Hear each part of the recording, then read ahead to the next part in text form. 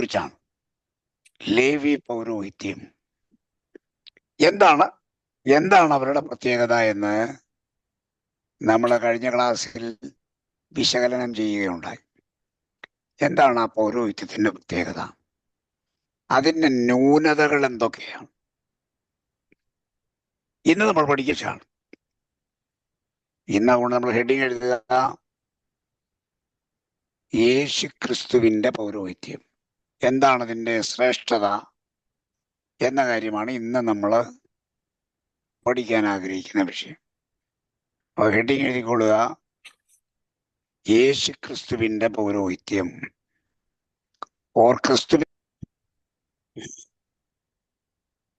അതിൽ ഒന്നാമത്തെ പോയിന്റ് ദൈവത്താൽ നിയമിതനായി.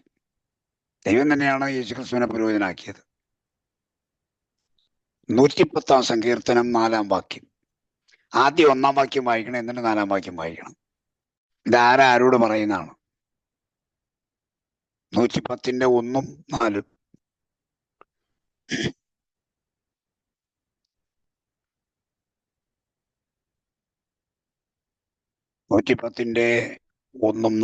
യഹോവ എന്റെ കർത്താവിനോട് അരുളി ചെയ്യുന്നത്, ഞാൻ നിന്റെ ശത്രുക്കളെ നിന്റെ പാദപീഠമാക്കുവോളം നീ എന്റെ വലത്ത് ഭാഗത്തിരിക്കാം.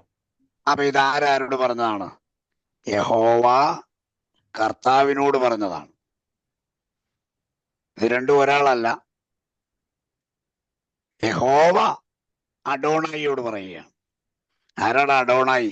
യേശു കർത്താവ്.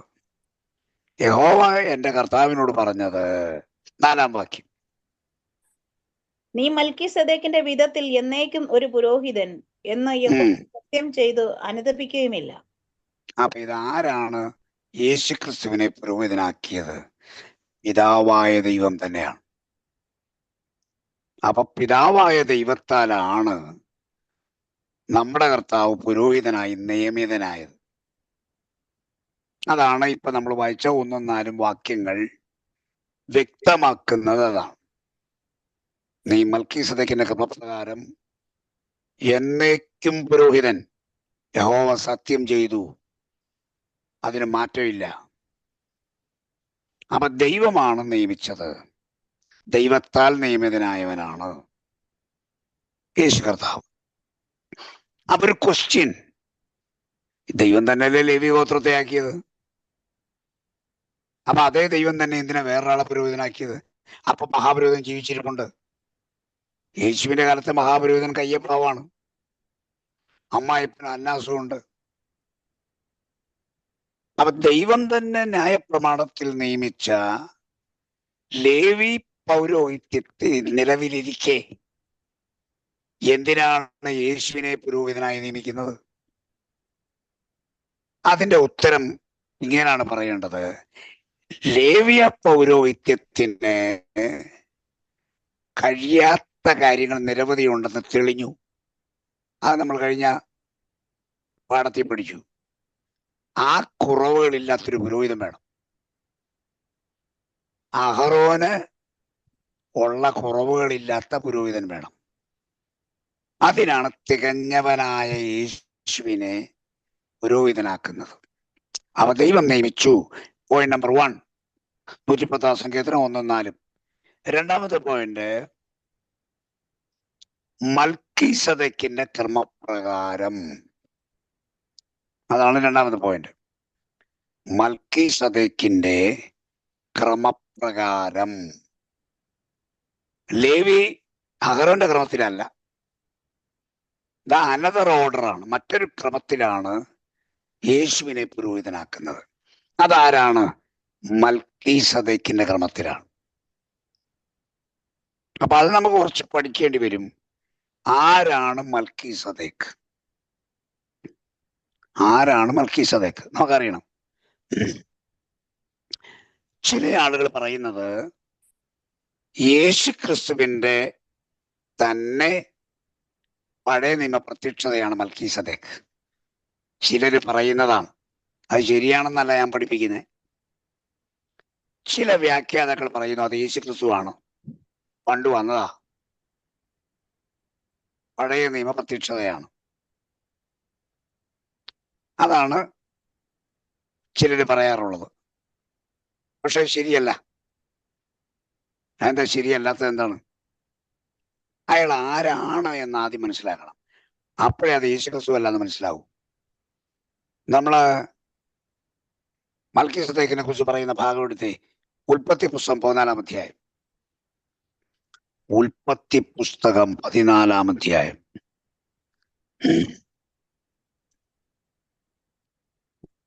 അവിടെ മൽക്കീസദേക്ക് ആരാണെന്ന് പറയുന്നുണ്ട്. 14-ാം അധ്യായം 18-ാം വാക്യം.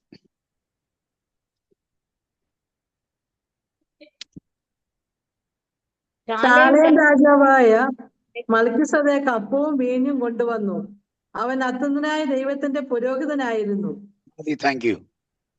ശാലേം രാജാവായിരുന്ന മൽക്കീസദേക്ക്. ശാലേം എന്ന് പറയുന്നത് ഇന്നത്തെ യെരുശലേമിന്റെ ആദിമ പേരാണ്. BC 2000 മുമ്പ് ആ സ്ഥലത്തിന് പറയുന്ന പേരാണ് ശാലേം. എന്നാൽ BC 1300 വന്നപ്പം, 1300, 150 കൊല്ലം കഴിഞ്ഞപ്പം ആ സ്ഥലത്തിന് യെരുശലേം എന്ന് പേര് വന്നു. യോശുവയുടെ കാലത്ത് അത് യെരുശലേമാണ്. എന്നിട്ട് അബ്രഹാമിന്റെ ഈ 500 കൊല്ലം മുമ്പ് അത് ശാലേമാണ്. 500 കൊല്ലം കഴിഞ്ഞപ്പോൾ അത് യെരുശലേമായി, പേരുമാറി. അതെങ്ങനെ അറിയാം? യോശുവയുടെ പുസ്തകം 10-ാം അധ്യായം 1-ാം വാക്യം വായിക്കാം.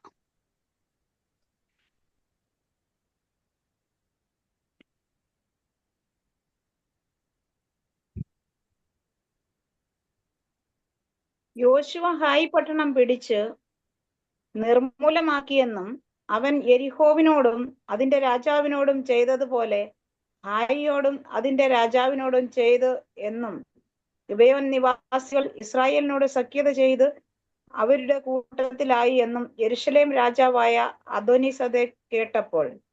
മതി 600 കൊല്ലം വേണേ നമുക്കത് 500 എന്നല്ല 600 ആക്കാം.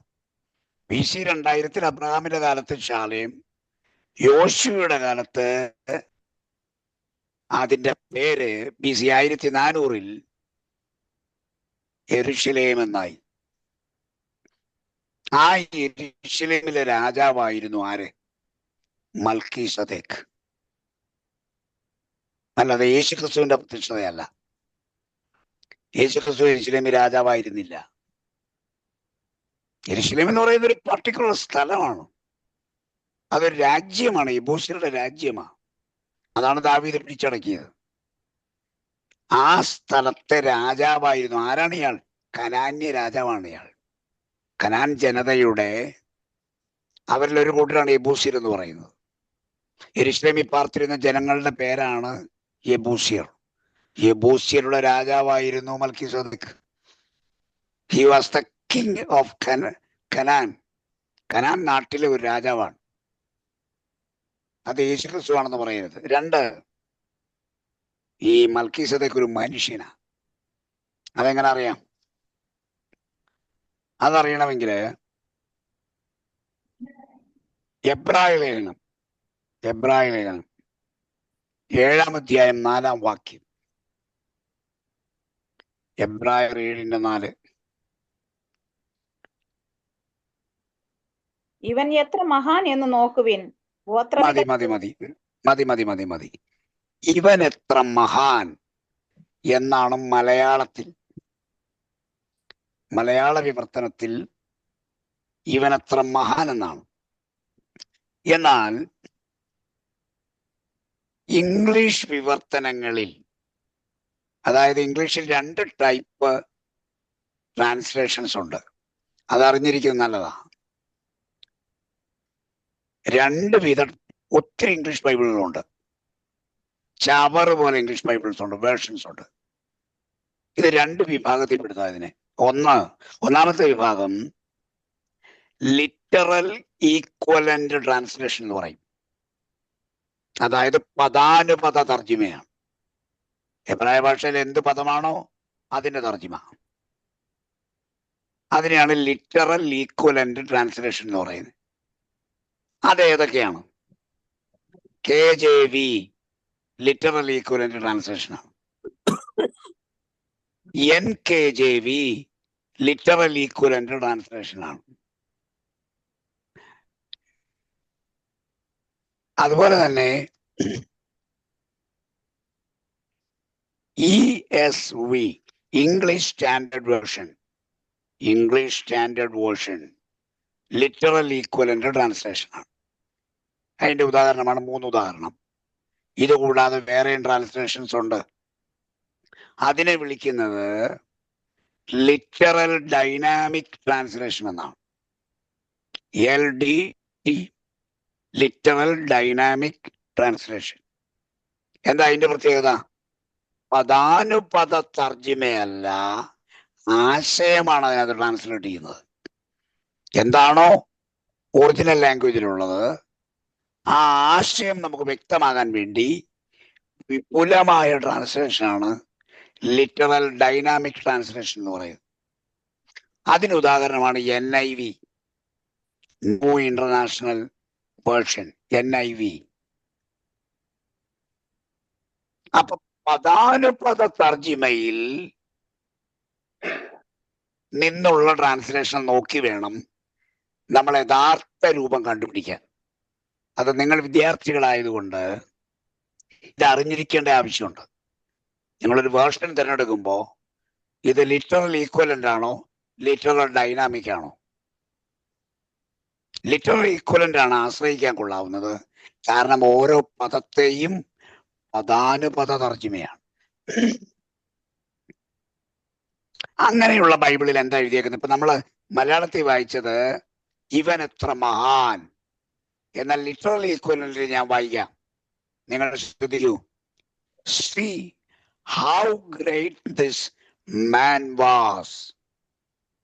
See how great this man was. മലയാളത്തിലില്ല. ഈ മനുഷ്യൻ എത്ര മഹാൻ എന്ന് നോക്കുവിനെന്നാ. ഇവൻ മഹാൻ എന്നല്ല, ഈ മനുഷ്യൻ എത്ര മഹാൻ. അപ്പൊ അതുകൊണ്ട് ഒന്ന്, മൽക്കീസേദെക്ക് ശാലേം എന്ന് പറയുന്ന രാജ്യത്തിന്റെ രാജാവാണ്. 2, അദ്ദേഹം ഒരു മനുഷ്യനായിരുന്നു. ഇതൊന്നും പരിഗണിക്കാതെയാണ് പറയുന്നത് യേശുക്രിസ്തു അന്ന് പ്രത്യക്ഷനായതാന്ന് പറയുന്നത്. അത് യേശുക്രിസ്തുവിന്റെ പ്രത്യക്ഷതയല്ല, ഒരു കാലത്തുമല്ല. അതുകൊണ്ട് അങ്ങനെ ആരെങ്കിലും പറഞ്ഞാൽ ബൈബിൾ അതിനെ അനുകൂലിക്കുന്നില്ല. കാരണം ക്ലിയർ കട്ടായിട്ട് എഴുതിയതാണ് how great this man was. അത് മനുഷ്യനായിരുന്നു, ശാലേമിന്റെ രാജാവായിരുന്നു. ഇല്ലെങ്കിൽ പിന്നെ യേശുക്രിസ്തു ആണെന്ന് വന്നാൽ ഇങ്ങനെ പറയേണ്ടി വരും, യേശു BC 2000 കുറെ കാലം യെരൂശലേമിൽ രാജാവായി ഭരണം നടത്തിയെന്ന് പറയേണ്ടി വരും. അതേതായാലും നമുക്ക് സ്വീകാര്യമല്ലല്ലോ. അതുകൊണ്ട് വളരെ ശ്രദ്ധിക്കുക. മൽക്കീസേദെക്ക് ഒരു മനുഷ്യനായിരുന്നു. കനാന്യരിലെ യെബൂസ്യരുടെ നഗരമായ യെരൂശലേമിലെ രാജാവായിരുന്നു. അപ്പൊ ആളുകൾ എന്താ യേശുക്രിസ്തു ആണെന്ന് പറയാൻ എന്താ കാര്യം എന്ന് അറിയാമോ? അതാണ് രസം. അതിന് കാരണമുണ്ട്. എന്താന്ന് ചോദിച്ചാൽ എബ്രായ ലേഖനം 7-ാം അധ്യായത്തിലേക്ക് വീണ്ടും വരാം. എബ്രായ ലേഖനം 7-ാം അധ്യായം. ഈ ആളുകൾ അങ്ങനെ പറയാൻ കാരണം 7-ാം അധ്യായത്തിന്റെ 3-ാം വാക്യം വായിക്കാം. 3-ാം വാക്യം. അവന് പിതാവില്ല, മാതാവില്ല, വംശാവലിയില്ല, ജീവാരംഭവും ജീവാവസാനവും ഇല്ല. അവൻ ദൈവപുത്രന് തുല്യനായി എന്നേക്കും പുരോഹിതനായിരിക്കുന്നു. ഈ വാക്യമാണ് ആളുകൾ തെറ്റിദ്ധരിക്കാൻ കാരണം.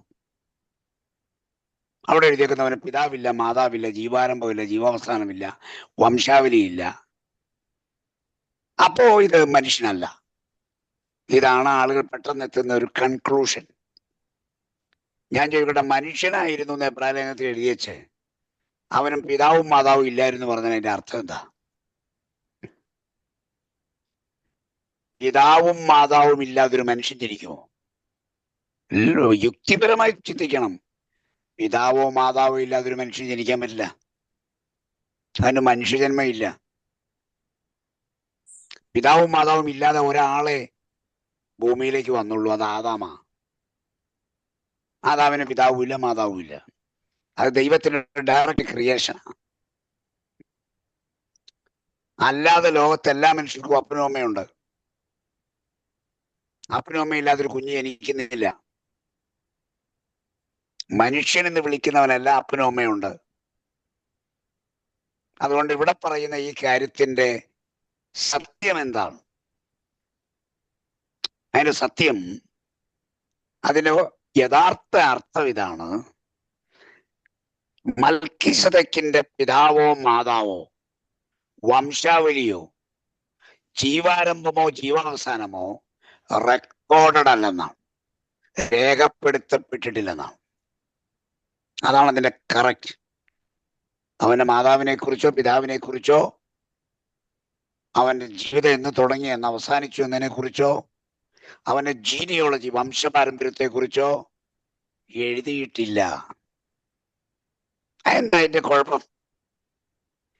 ഈ വംശാവലി ഇല്ലെങ്കിൽ ലേവി പൗരോഹിത്യത്തില് പുരോഹിത ശുശ്രൂഷ ചെയ്യാൻ അവകാശമില്ല.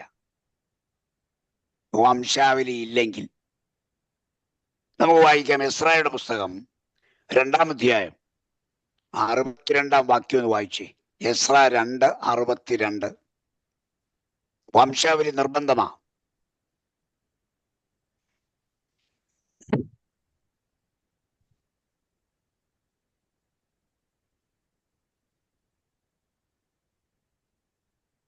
എസ്രാ 2:62. ഇവർ തങ്ങളുടെ വംശാവലി രേഖ അന്വേഷിച്ചു, അത് കണ്ടുകിട്ടിയില്ല താൻ. അതുകൊണ്ട് അശുദ്ധരെ നെണ്ണിത്തിൽ നിന്ന് നീക്കിക്കളഞ്ഞു. കണ്ടോ? പ്രവാസകാലം കഴിഞ്ഞ് മടങ്ങി വന്ന് പുരോഹിത ശുശ്രൂഷ ചെയ്യാൻ വന്ന ആളുകൾ വന്നപ്പോ ചോദിച്ചു, വംശാവലി എവിടെ? ഞങ്ങളുടെ വംശാവലി രേഖ കൊണ്ടുവാ. അവർക്ക് വംശാവലി രേഖയില്ല. സത്യത്തിൽ പുരോഹിതന്മാരാ, പക്ഷെ അവരുടെ ജീനിയോളജി റെക്കോർഡില്ല. അതുകൊണ്ട് അവർ അശുദ്ധരെന്ന് പൗരോഹിത്യത്തിൽ നീക്കിക്കളഞ്ഞു. അപ്പൊ ലേവി പൗരോഹിത്യത്തിന്റെ പ്രത്യേകത, ജീനിയോളജിക്കൽ റെക്കോർഡ് ഇല്ലെങ്കിൽ പുരോഹിത ശുശ്രൂഷ ചെയ്യാൻ അവകാശമില്ല. ഇതിന് നേരെ എതിരാണ് മൽക്കീസേദെക്കിന്റെ പൗരോഹിത്യം. ജീനിയോളജിക്കൽ റെക്കോർഡ് നോക്കിയല്ല ആക്കുന്നത്. അങ്ങനെയാണെങ്കിൽ മൽക്കീസേദെക്കിനെ മോനെ ആക്കണമായിരുന്നു. മൽക്കീസേദെക്കിന്റെ മകൻ പുരോഹിതനായിരുന്നില്ല. നേരെ യേശു ക്രിസ്തുവിനെ നമ്മൾ കാണുന്നത്. അപ്പൊ ഇവിടെ ഇത് റെക്കോർഡഡ് അല്ലെന്നാണ്, അല്ലാതെ അപ്പനും ഇല്ല അമ്മയില്ല എന്നല്ല അതിന്റെ അർത്ഥം. മാതാപിതാക്കൾ രേഖപ്പെടുത്തിയില്ലെങ്കിൽ അപ്പനുമില്ല. ഏലിയാവിന്റെ അപ്പനും അമ്മയെ കുറിച്ച് ബൈബിളൊന്നും എഴുതിയിട്ടില്ലല്ലോ. അതിന്റെ അർത്ഥം ഏലിയാവിന് അപ്പനും അമ്മ ഇല്ലായിരുന്നാണ്. ആരാണ് ഏലിയാവിന്റെ അപ്പൻ? ആരാണ് ഏലിയാവിന്റെ അമ്മ? നോബഡി. ആർക്കും അറിയത്തില്ല. അതിന്റെ അർത്ഥം ഏലിയാവ് സ്വർഗത്തിൽ നിന്ന് ഇറങ്ങി വന്നവനാണെന്നല്ല. അപ്പനും ഉണ്ടായിരുന്നു, അമ്മയുണ്ടായിരുന്നു. റെക്കോർഡ് ചെയ്തിട്ടില്ല എന്നുള്ളതേ ഉള്ളൂ. ഇവിടെയും അതാണ് പറയുന്നത്. ജീനിയോളജിയോ മാതാപിതാക്കളെ സംബന്ധിച്ചോ വംശാവലിയോ രേഖപ്പെടുത്തിയിട്ടില്ല. എന്താ രേഖപ്പെടുത്താത്തതിന് കാരണം? മൽക്കീസേദെക്ക് യേശുവിന് സദൃശ്യനാണ്. സദൃശ്യനാവുമ്പോ യേശു നിത്യപുരോഹിതനാ. മൽക്കീസേദെക്കിന് മരിച്ച കൊല്ലം എഴുതിയാൽ പൗരോഹിത്യം എന്തായി എന്നതിന്റെ അർത്ഥം. എഴുതുക എന്ന് വിചാരിച്ചോ? അത് കഴിഞ്ഞ് 75 കൊല്ലം കഴിഞ്ഞപ്പോൾ മൽക്കീസേദെക്ക് മരിച്ചു എന്ന പുസ്തകത്തിൽ എഴുതിയിരുന്നെങ്കിൽ അതിനൊരു വലിയ കുഴപ്പമുണ്ട്. എന്താന്ന് ചോദിച്ചാൽ മൽക്കീസേദെക്കിന്റെ പൗരോഹിത്യം ഇടയ്ക്ക് വെച്ച് നിന്നുപോയി എന്നർത്ഥം. മരണത്തോടെ നിന്നുപോകും. അപ്പൊ മരണം എഴുതാതിരുന്നാൽ അതിന്റെ ഗുണം മൽക്കീസേദെക്കിന്റെ പൗരോഹിത്യം എത്ര കാലം നിന്നു എന്ന് ആർക്കും പറയാൻ ഒക്കുകയില്ല. ലോങ് ലാസ്റ്റ് എന്നേ പറയാൻ പറ്റുള്ളൂ. എന്നിട്ട് യേശുവിനെ കാണിക്കുകയാണ്.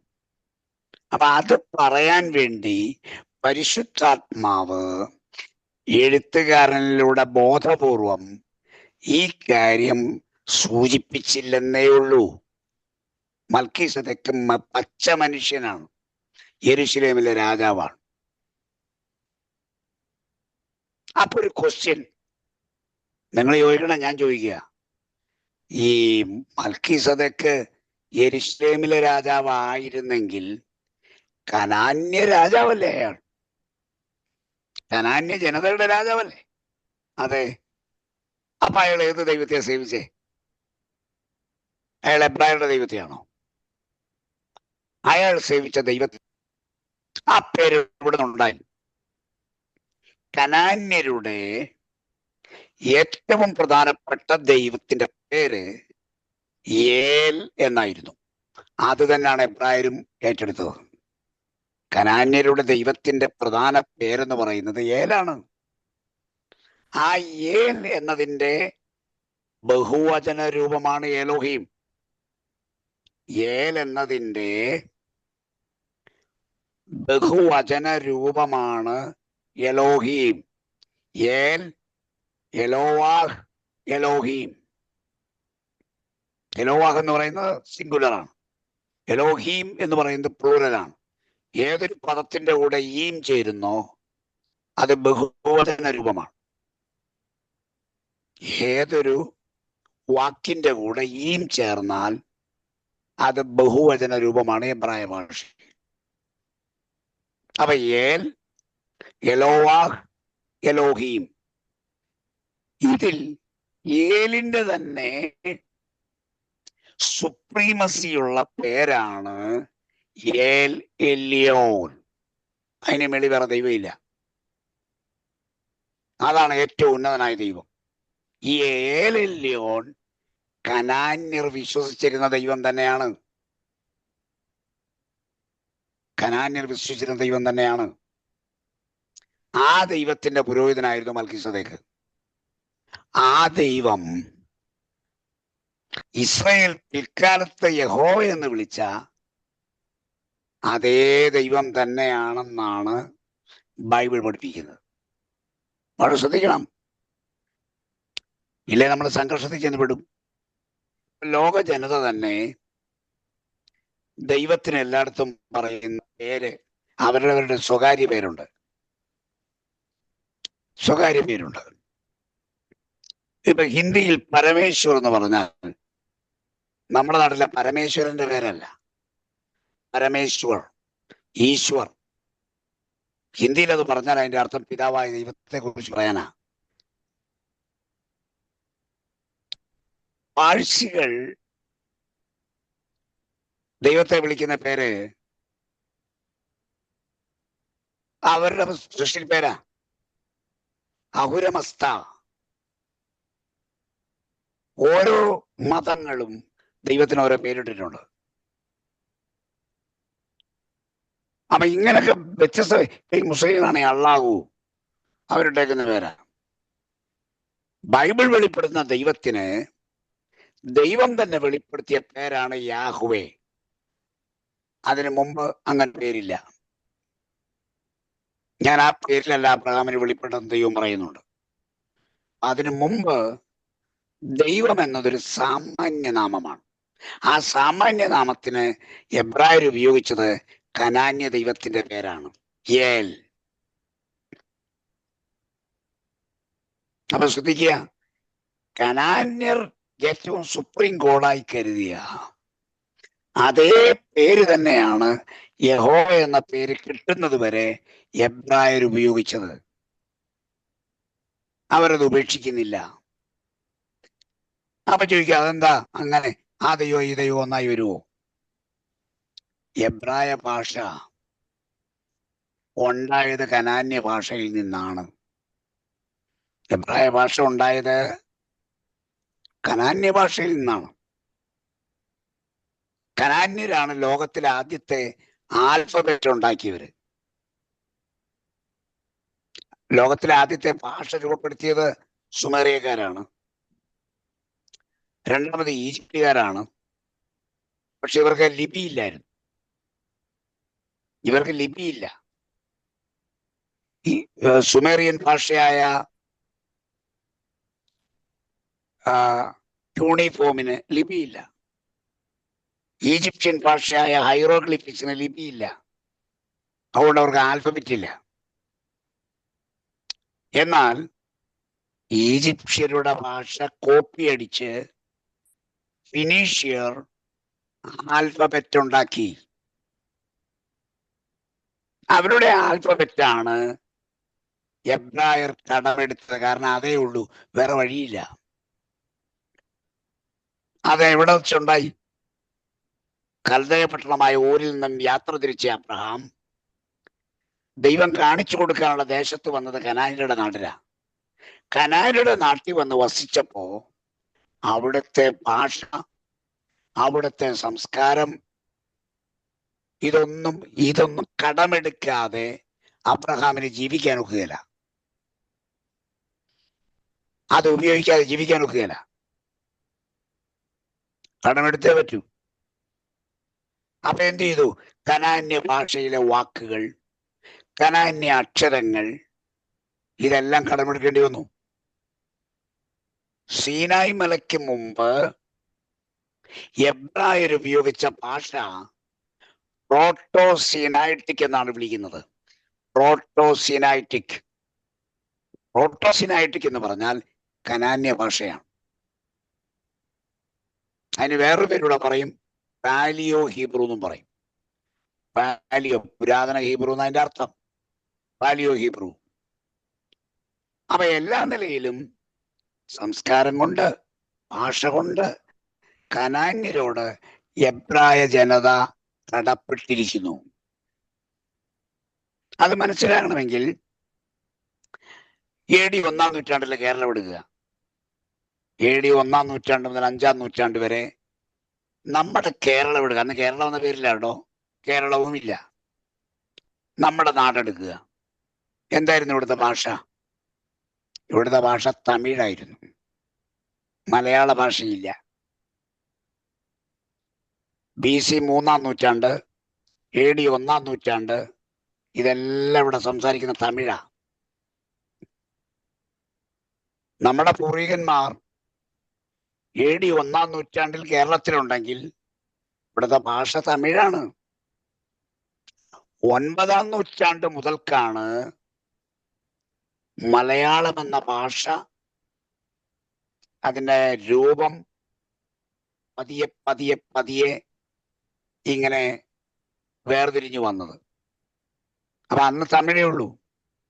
അന്ന് നമ്മുടെ വാക്കെല്ലാം തമിഴാണ്. അന്നത്തെ കേരളം പറയുന്ന തമിഴാണ്. അന്നത്തെ പുസ്തകങ്ങൾ തമിഴാണ്. അന്നത്തെ പാട്ടുകൾ തമിഴാണ്. അതാണ്. അപ്പൊ അന്നത്തെ ഭാഷയിൽ നമ്മൾ ഉപയോഗിക്കുന്നില്ല. പക്ഷെ മലയാളത്തിന്റെ ഉൽപ്പത്തിയിൽ കടപ്പെട്ടിരിക്കുന്നത് തമിഴിനോടാണ്. തമിഴിനെ കുറിച്ച് പറയുന്ന ലോകത്തിലെ ഏറ്റവും പഴക്കമുള്ള ഭാഷയെന്നാണ്. ലോകത്തിലെ ഏറ്റവും പഴക്കമുള്ള ഭാഷയെന്നാണ് തമിഴിനെ കുറിച്ച് പറയുന്നത്. അപ്പൊ ഞാൻ പറഞ്ഞു വന്നത്, നമ്മൾ മലയാളികളാണെങ്കിലും നമ്മുടെ ഭൂതകാലം മലയാളമില്ലാത്ത കാലമായിരുന്നു. തമിഴ് കൾച്ചറായിരുന്നു നമുക്ക്, തമിഴ് ലാംഗ്വേജ് ആയിരുന്നു നമുക്ക്. അന്നത്തെ നല്ല ഭാഷ ഇന്ന് നമുക്ക് ചീത്തയാ. ഉദാഹരണത്തിന് ക്ഷേത്രങ്ങളിൽ അല്ലെങ്കിൽ അമ്പലങ്ങളിൽ ദാസിമാരായിരുന്ന ആളുകളെ ദേവദാസി എന്നാ പറയുക. ദേവദാസി. അത് തമിഴ് ലാംഗ്വേജ് വരുമ്പം അന്ന് പറഞ്ഞുകൊണ്ടിരുന്ന തേവന്റെ അടിശി എന്നാ. തേവൻ, ദേവൻ എന്നല്ല, തേവൻ, തേവന്റെ അടിശി. സത്യത്തിൽ അവരുടെ തൊഴിലെന്ന് പറഞ്ഞാൽ അവര് അസാൻമാർഗികളാണ്. അതുകൊണ്ട് പിൽക്കാല മലയാളി അവരെ വിളിച്ച തേവന്റെ അടിശി എന്ന വാക്കിനെ തേവിടിശിയാക്കി. ഇന്നൊരു സഹോദരിയുടെ മുഖത്ത് നോക്കി തേവിടിശി എന്ന് വിളിച്ചാൽ അടി ഉറപ്പാണ്. കാരണം ചീത്തവാക്കായി മാറി. അപ്പം ഞാൻ പറഞ്ഞത്, കനാന്യരുടെ സംസ്കാരം, കനാന്യരുടെ ഭാഷ, കനാന്യരുടെ ദൈവസങ്കല്പം, കനാന്യർ ദൈവത്തിന് കൊടുത്ത സുപ്രീം പേര് എന്താണോ അത് എബ്രായർ കടമെടുത്തു. അതുകൊണ്ടാണ് പുറപ്പാട് പുസ്തകത്തിൽ ഒരു ജനതയായപ്പം ദൈവം വെളിപ്പെടുത്തി, എന്റെ പേര് ഇനി മുതൽ യഹോവയാണ്. അപ്പൊ അതിനു മുമ്പോ ഏലാണ്, ഏൽ ഷദ്ദായ്, ഏൽ എല്യോൺ, ഏൽ റോയ്, ഇങ്ങനെ പോകുന്നു ആ പേരുകൾ. അബ്രഹാമിന്റെ കാലത്തല്ലേ ഏല. ഈ ഏല എവിടെയാ? കനാനിയ. ഈ കനാനിലെ ഏറ്റവും വലിയ ദൈവം ഏലാണ്. ആ ഏലിന്റെ ഭാര്യയുടെ പേരാണ് അശേര. ഇത് പിൽക്കാലത്ത് രൂപപ്പെട്ടതാണ്. അശേര ഏലിന്റെ ഭാര്യ. ഏലിന്റെ മകന്റെ പേരാണ് ബാൽ. ബാലിന്റെ ഭാര്യയുടെ പേരാണ് അസ്തുരത്ത്. ഇതെല്ലാം ബൈബിളിലുള്ളതാ. അശേരയുണ്ട്, ബാലുണ്ട്, അസ്തുരത്തുണ്ട്. ഏലിയാവിന്റെ കാലത്ത് ഈ ദൈവങ്ങൾ പ്രബലമായി. അവിടെ ഏലിനെ കാണാനുമില്ല. അപ്പൊ ഏലെന്ന പേര് കാലക്രമേണ കനാന്യർ ഉപേക്ഷിക്കുകയും ബാൽ രംഗത്ത് വരികയും ചെയ്തു.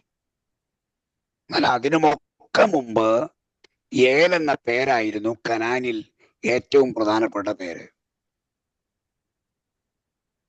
അതിൽ ആ സുപ്രീം കോടതിനെ കനാനിൽ കൊടുത്തൊരു വിശേഷണമാണ് ഏൽ എല്യോൺ.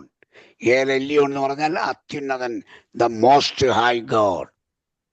അത്യുന്നതൻ, എല്ലാം സൃഷ്ടിച്ച അത്യുന്നതൻ. ആ അത്യുന്നതനായ ദൈവത്തിന്റെ പുരോഹിതനായിരുന്നു മൽക്കീസദേക്ക്. ഇതാണ് ബാക്ക്ഗ്രൗണ്ട് എന്ന് പറയുന്നത്.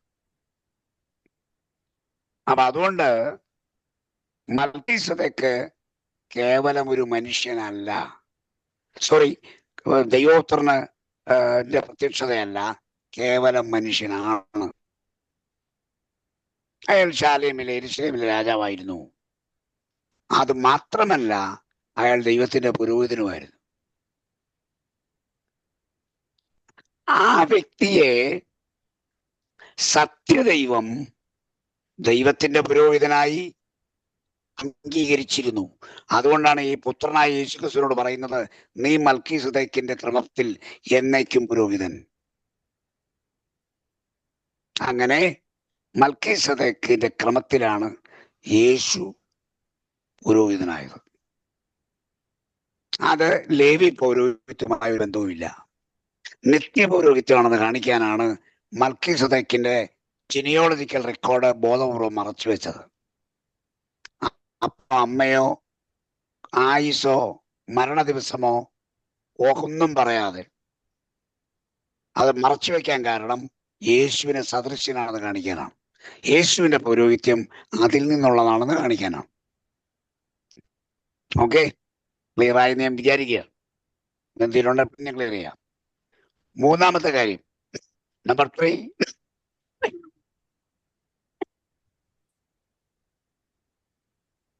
തനിക്ക് വേണ്ടി യാഗമർപ്പിക്കാൻ ആവശ്യമില്ലാത്ത പുരോഹിതൻ. തനിക്ക് വേണ്ടി യാഗമർപ്പിക്കാൻ ആവശ്യമില്ലാത്ത പുരോഹിതൻ യേശുക്രിസ്തുവിന്റെ പൗരോഹിത്യത്തിന്റെ പ്രത്യേകതയാണ്. എബ്രായർ 7:27.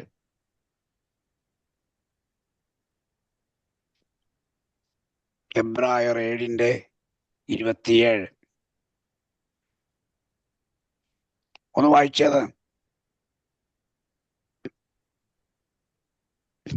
ആ മഹാപുരോഹിതന്മാരെ പോലെ ആദ്യം സ്വന്തം പാപങ്ങൾക്കായും പിന്നെ ജനത്തിന്റെ പാപങ്ങൾക്കായും ദിനം പ്രതി യാഗം കഴിപ്പാൻ ആവശ്യമില്ലാത്തവൻ തന്നെ. യാഗം വേണ്ടാത്ത പുരോഹിതന. ആഹ്റോന് വേണ്ടി ആഹ്റോന് യാഗം കഴിച്ചു, എലയാസറിന് വേണ്ടി എലയാസർ യാഗം കഴിച്ചു. ഓരോരുത്തരും അവരവർക്ക് വേണ്ടി യാഗം കഴിച്ചവരാ. യേശുക്രിസ്തു തനിക്ക് വേണ്ടി യാഗവും കഴിച്ചില്ല. എന്നെ തെറ്റിദ്ധരിക്കുന്ന ആളുകളുണ്ട് ഒരു ഭാഗം. ഏതാണെന്നറിയാമോ? അതിന്റെ ലൂക്കോസിന്റെ സുവിശേഷം 1-ാം അധ്യായം 2-ാം അധ്യായം, ലൂക്കോസ് 2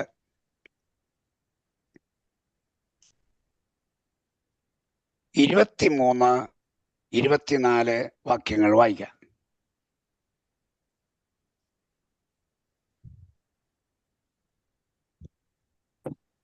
കടിഞ്ഞൂലായ ആണൊക്കെയും കർത്താവിന് വിശുദ്ധമായിരിക്കണമെന്ന് കർത്താവിന്റെ ന്യായപ്രമാണത്തിൽ എഴുതിയിരിക്കുന്നത് പോലെ അവനെ കർത്താവിന് അർപ്പിപ്പാനും ഒരു ഇണക്കുറുപ്രാവിനെയോ 2 പ്രാവിൻ കുഞ്ഞിനെയോ കർത്താവിന്റെ ന്യായപ്രമാണത്തിൽ കൽപ്പിച്ചതുപോലെ യാഗം കഴിപ്പാനും അവർ അവനെ യെരൂശലേമിലേക്ക് കൊണ്ടുപോയി. മതി. ഇവിടെ പറയുന്ന യാഗവസ്തുക്കൾ കർത്താവിനെ അർപ്പിക്കാൻ കൊണ്ടുപോവുക, കർത്താവിനെ ദൈവാലയത്തിൽ സമർപ്പിക്കാൻ കൊണ്ടുപോവുക. അപ്പൊ കൂടെ കൊണ്ടുപോയ കാര്യങ്ങൾ എവിടെ വായിച്ചത്? ഇത് ആർക്ക് വേണ്ടിയാണ് ഈ വസ്തുക്കളെ കൊണ്ടുപോയത്? കർത്താവിന് വേണ്ടിയാണോ? അല്ല, ഇത് മറിയയുടെ ശുദ്ധീകരണത്തിന് വേണ്ടിയാണ്. ഇത് മറിയയുടെ ശുദ്ധീകരണാർത്ഥമാണ് ഇവയെല്ലാം.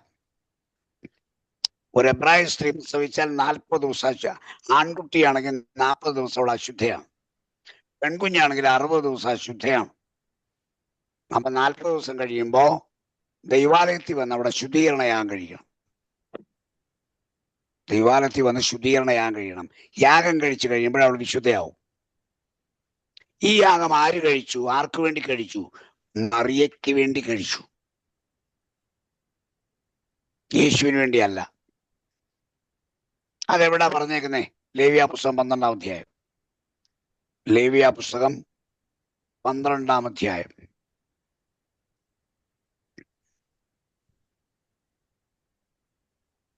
എടുത്താണ്.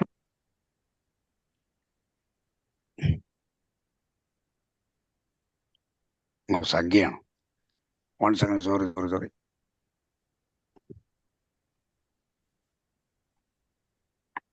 ലേവ്യ പുസ്തകം 12-ാം അധ്യായത്തിലേക്ക് വരുമ്പോ അതിന്റെ 1 മുതൽ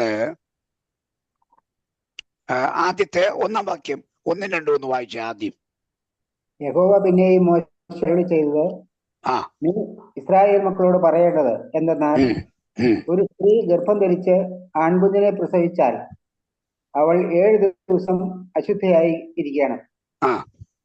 ഋതുവിന്റെ മാലിന്യകാലത്ത് എന്ന പോലെ അവൾ അശുദ്ധയായിരിക്കണം. 8-ാം ദിവസം അവന്റെ അഗ്രചർമ്മം പരിച്ഛേദന ചെയ്യണം. പിന്നെ അവൾ 33 ദിവസം തന്റെ രക്തശുദ്ധീകരണത്തിൽ ഇരിക്കണം. അപ്പം 7-33 എത്രയായി? 40. ടോട്ടൽ 40 ദിവസം ആൺകുഞ്ഞിനെ പ്രസവിച്ച സ്ത്രീ രക്തശുദ്ധീകരണത്തിന് വേണ്ടി അവൾ അശുദ്ധ എന്നെണ്ണി ഒഴിഞ്ഞു മാറിയിരിക്കണം. ഇത് കഴിഞ്ഞിട്ട് എന്ത് ചെയ്യണമെന്നറിയാമോ? അതിന്റെ 6-ാം വാക്യത്തിലേക്ക് വരാം.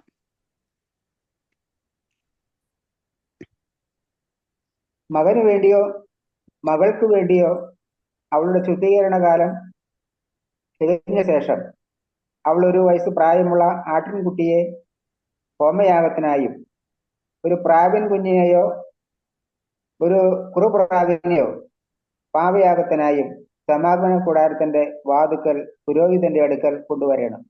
8-ാം വാക്യം. ആൺകുട്ടിക്ക് അവളുടെ ആട്ടിൻകുട്ടിക്ക് അവളുടെ പക്കൽ വകയില്ല എങ്കിൽ അവൾ 2 കുറുപ്രാവിനെയോ 2 പ്രാവിൻ കുഞ്ഞിനെയോ ഒന്നിനെ ഹോമയാഗത്തിനും മറ്റേതിനെ പാപയാഗത്തിനുമായി കൊണ്ടുവരണം. അടുത്ത ഭാഗം കൂടെ. പുരോഹിതൻ അവൾക്ക് വേണ്ടി പ്രായശ്ചിത്തം കഴിക്കണം, എന്നാൽ അവൾ ശുദ്ധയാകും. അപ്പൊ ലൂക്കോസ് 2-ല് ആട്ടിൻകുട്ടി കൊണ്ടുവരാതെ കുറുപ്രാവിനെ കൊണ്ടുവരാൻ കാരണം ആട്ടിൻകുട്ടിയെ കൊണ്ടുവരാൻ വകയില്ല. ദരിദ്രർക്ക് വേണ്ടി ഒരു കൺസെഷൻ ഉണ്ട്. മറിയ അതിനെയാ കൊണ്ടുവന്നേ. ഈ യാഗം എന്തിനു വേണ്ടിയാ? അവളുടെ ശുദ്ധീകരണത്തിന് വേണ്ടിയാ, അല്ലാതെ യേശുവിന് വേണ്ടി അല്ല യാഗം. കേട്ടോ? മറിയ നിത്യവിശുദ്ധയാണ് എന്ന് പറയുന്ന ആളുകൾ ഈ ഭാഗം ശ്രദ്ധിക്കുന്നില്ല. 40 ദിവസം അശുദ്ധയായിരുന്ന ആളാ മറിയ എന്ന് ചിന്തിക്കണം. മറിയെ നമ്മള് ഇൻസൾട്ട് ചെയ്യല്ല. മറിയ നിത്യവിശുദ്ധയല്ല. കാരണം മറിയയ്ക്ക് വേണ്ടി യാഗം കഴിക്കേണ്ടി വന്നു.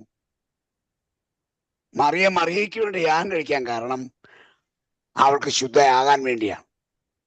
ലേവ്യ 12 അനുസരിച്ച് മറിയ ശുദ്ധീകരണ യാഗം കഴിച്ചവളാണ്. ആ യാഗം യേശുവിന് വേണ്ടിയല്ല, മറിയയ്ക്ക് വേണ്ടിയാണ്. തനിക്ക് വേണ്ടി യാഗം അർപ്പിക്കാത്ത മഹാപുരോഹിതനാണ് നമ്മുടെ കർത്താവായ യേശു ക്രിസ്തു. കർത്താവ് തനിക്ക് വേണ്ടി യാഗം കഴിച്ചില്ല. അപ്പൊ തനിക്ക് വേണ്ടി യാഗം വേണ്ടാത്തയാൾ അഹരോന് വേണമായിരുന്നു. അഹരോൻ മുതൽ കയ്യപ്പ വരെ അത് വേണമായിരുന്നു.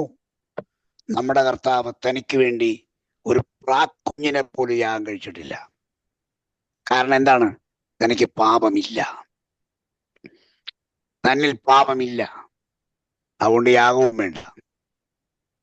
അതാണ് മൂന്നാമത്തെ പോയിന്റ് എന്ന് പറയുന്നത്. നമുക്കിന്ന് 3 പോയിന്റ് കൊണ്ട് നിർത്തുന്നതായിരിക്കും നല്ലത്. മൂന്നാമത്തെ പോയിന്റ് കൊണ്ട് നിർത്തുന്ന, ബാക്കി അങ്ങ് പോയാൽ നമ്മൾ ഇനി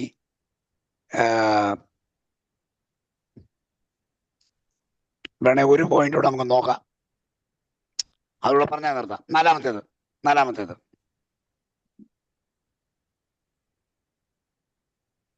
സത്യം ചെയ്ത് നിയമിതനായ പുരോഹിതൻ.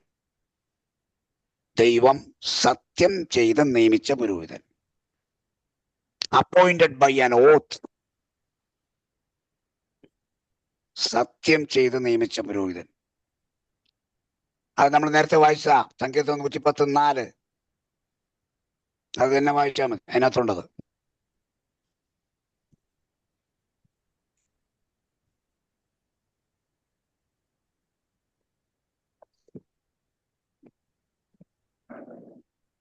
എടുത്തവര് വായിച്ചോ? നീ മൽക്കീസേദെക്കിന്റെ കർമ്മത്തിൽ എന്നേക്കും ഒരു പുരോഹിതൻ എന്ന് യഹോവ സത്യം ചെയ്തു അനുദപിക്കുകയുമില്ല. മതി. സത്യം ചെയ്തു എന്ന് പറഞ്ഞ ഓത്ത പ്രതിജ്ഞ ചെയ്തു. നീ മൽക്കീസേദെക്കിന്റെ കർമ്മത്തിൽ പുരോഹിതനാണെന്ന് ഞാൻ സത്യം ചെയ്യുന്നു. ആ പ്രതിജ്ഞ ചെയ്ത യേശുവിനെ പുരോഹിതനാക്കിയത്. ലേവി പൗരോഹിത്യം നിയമിച്ചപ്പോ ഇങ്ങനൊരു വാക്ക് ദൈവം പറഞ്ഞതേയില്ല. അപ്പൊ യഹോവയുടെ ആണയാൽ പ്രതിജ്ഞയാൽ പുരോഹിതനാക്കിയവനാണ് യേശു കർത്താവ്. ഇത് ലേവി പൗരോഹിത്യത്തിന് ഇല്ലാത്തൊരു ക്വാളിറ്റിയാണ്. അപ്പൊ നമ്മൾ 4 കാര്യം പഠിച്ചു.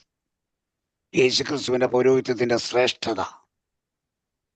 എന്തുകൊണ്ടാണ് യേശുവിന്റെ പൗരോഹിത്യം ലേവി പൗരോഹിത്യത്തെക്കാൾ വലിയതായിരിക്കുന്നത്? അതിനാണ് 4 കാര്യം നമ്മൾ പഠിച്ചത്. ഓക്കെ, സോറി, നിങ്ങൾക്ക് ഇത്രയും കാര്യങ്ങൾ ബോധ്യത വന്നു എന്ന് ഞാൻ വിചാരിക്കുന്നു.